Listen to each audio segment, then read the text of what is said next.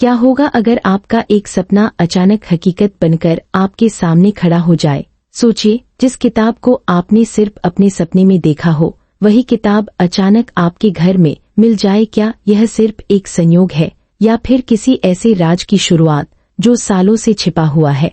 आखिर क्यों तुमसे तुम तक नाम सुनते ही आर्य का चेहरा डर से बदल जाता है? क्या अनु के सपने उसे उसके अतीत तक ले जा रहे हैं?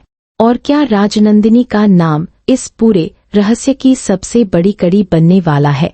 आखिर तक बने रहिए, क्योंकि आज की कहानी में हर नया मोड़ आपको पहले से ज्यादा हैरान करने वाला है। सीरियल तुमसे तुम तक की कहानी अब एक ऐसे मोड़ पर पहुंच गई है जहां सपने और हकीकत के बीच की दूरी धीरे धीरे खत्म होती नजर आ रही है।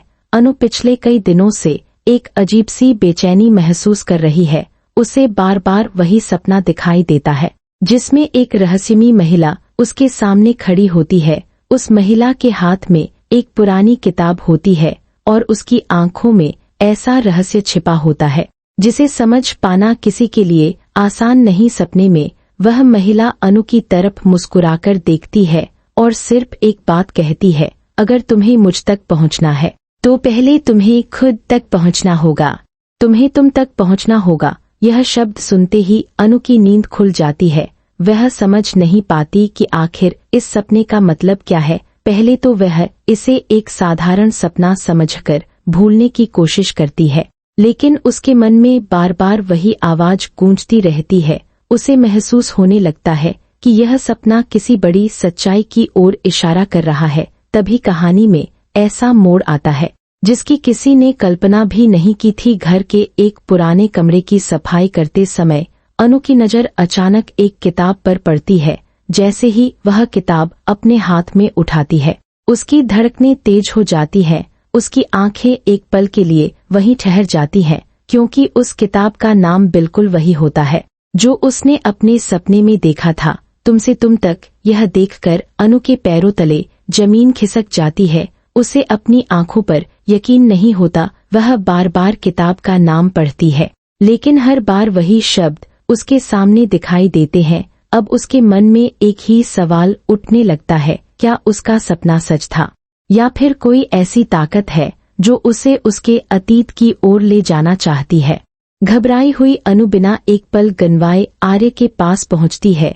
उसकी आवाज कांप रही होती है। वह आर्य से कहती है कि उसे वही किताब मिल गई है जो उसने अपने सपने में देखी थी। पहले तो आर्य उसकी बात को सामान्य समझता है, लेकिन जैसे ही अनु किताब का नाम बताती है, आर्य के चेहरे का रंग उड़ जाता है।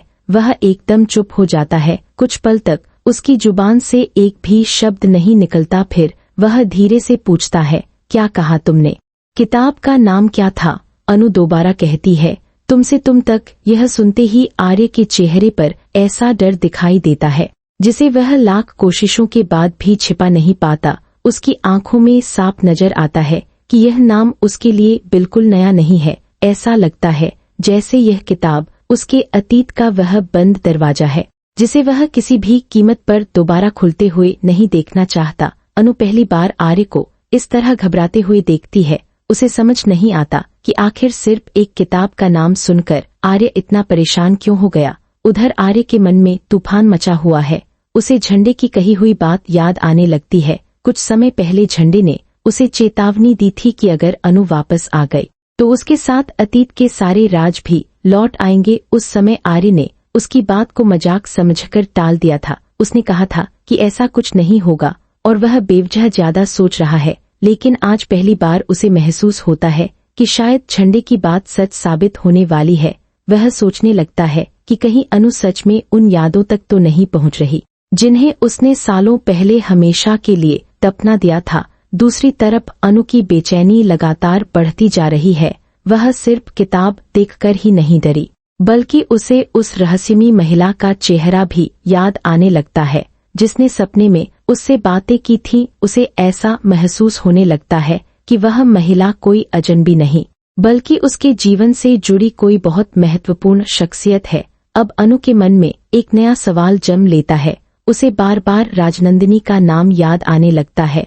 वह सोचने लगती है कि आखिर क्यों उसे हर बार सपने में उसी जैसी परछाई दिखाई देती है। क्या राजनंदिनी और उस किताब का कोई गहरा रिश्ता है? क्या वही महिला उसके सपनों में आ रही है, या फिर यह सब किसी ऐसे राज की शुरुआत है जो पूरे परिवार की जिंदगी बदल देगा? इन सवालों के जवाब अभी किसी के पास नहीं है, लेकिन इतना जरूर तय है कि तुमसे तुम तक नाम की यह किताब सिर्फ एक किताब नहीं, बल्कि उस रहस्य की पहली चाबी है जो खुलते ही कई रिश्तों की सच्चाई दुनिया के सामने लाने वाली है। और शायद इसी वजह से आर्य के चेहरे पर पहली बार इतना गहरा डर दिखाई दे रहा है। तारांकन सेक्शन 2 तारांकन। आर्य के चेहरे पर अचानक आए डर को देखकर अनु की बेचैनी और भी बढ़ जाती है। अभी कुछ ही देर पहले तक उसे लग रहा था कि शायद वह बेवजह अपने सपनों को सच मान रही है, लेकिन अब आर्य का बदला हुआ व्यवहार साफ बता रहा था कि इस किताब का संबंध किसी बहुत बड़े रहस्य से है। आर्य बार बार अपनी नजरें अनु से चुराने लगता है। वह कोशिश करता है कि किसी तरह बात को बदल दे, लेकिन अनु अब पहले वाली अनु नहीं रही। उसके मन में उठ रहे सवालों ने उसे सच जानने के लिए मजबूर कर दिया है। वह बार बार आर्य से पूछती है कि आखिर इस किताब का नाम सुनते ही वह इतना घबरा क्यों गया, लेकिन आर्य हर बार कोई न कोई बहाना बनाकर बात टाल देता है। उसकी यही खामोशी अनु के शक को और गहरा कर देती है। उसे महसूस होने लगता है कि घर में ऐसा कोई जिसे उससे जानबूझकर छिपाया जा रहा है। उधर आर्य के मन में तूफान मचा हुआ है। उसे झंडे की कही हुई बातें बार बार याद आने लगती हैं। झंडे ने पहले ही चेतावनी दी थी कि अगर अनु की यादें लौटने लगी तो सिर्फ अतीत ही नहीं, बल्कि उन सभी लोगों की सच्चाई भी सामने आ जाएगी जिन्होंने सालों पहले एक बहुत बड़ा सच छिपाया था। उस समय आर्य ने झंडे की बात को मजाक समझकर नजरअंदाज कर दिया था, लेकिन आज जब अनु ने उसी किताब का नाम लिया तो उसके पैरों तले जमीन खिसक गई। वह सोचने लगता है कि कहीं किस्मत फिर से वही खेल तो नहीं दोहरा रही जिससे बचने के लिए उसने इतने सालों तक हर कोशिश की थी। अगर अनु को सब कुछ याद आ गया तो सिर्फ उसका अतीत ही नहीं, बल्कि कई रिश्तों की नींव भी हिल जाएगी।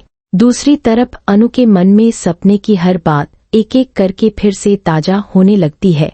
उसे वह रहस्यमयी महिला साफ दिखाई देती है जिसके हाथ में वही किताब थी। उसे वह आवाज भी याद आती है जिसने कहा था, तारांकन अगर तुम्हें मुझ तक पहुंचना है तो पहले तुम्हें खुद तक पहुंचना होगा। तारांकन। अब अनु को लगने लगता है कि यह कोई साधारण सपना नहीं था, यह किसी संकेत की तरह था जो उसे लगातार एक ही दिशा में ले जा रहा है। वह जितना इस रहस्य से दूर जाने की कोशिश करती है, उतना ही वह उसके करीब पहुंचती जा रही है। उसके मन में अब सिर्फ एक ही नाम घूम रहा है, राजनंदिनी। आखिर क्यों उसे बार बार ऐसा महसूस होता है कि राजनंदिनी का इस किताब और उसके सपनों से कोई गहरा रिश्ता है? इन्हीं सवालों के साथ अनु आर्य से एक और बात कहती है। वह बहुत ही शांत आवाज में पूछती है कि क्या वह उसे सिर्फ एक बार राजनंदिनी की तस्वीर दिखा सकता है।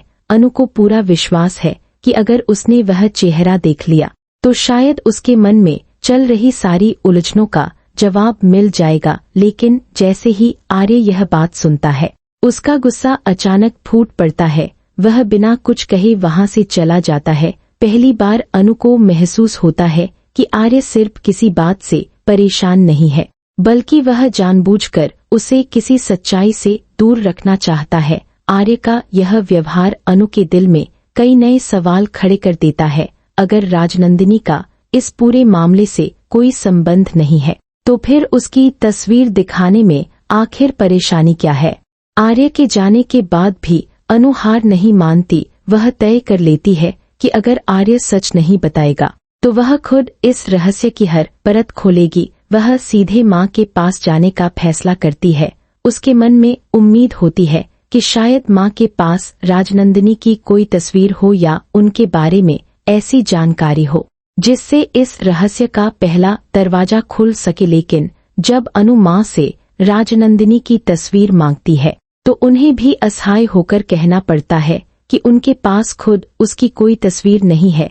यह जवाब सुनते ही अनु पूरी तरह हैरान रह जाती है। उसे समझ नहीं आता कि जिस महिला का नाम घर में कभी कभी लिया जाता है उसकी एक भी तस्वीर आखिर क्यों नहीं है? क्या किसी ने जानबूझकर उसकी हर निशानी मिटा दी, या फिर इस घर में ऐसा कुछ हुआ था जिसे हमेशा के लिए छिपा दिया गया?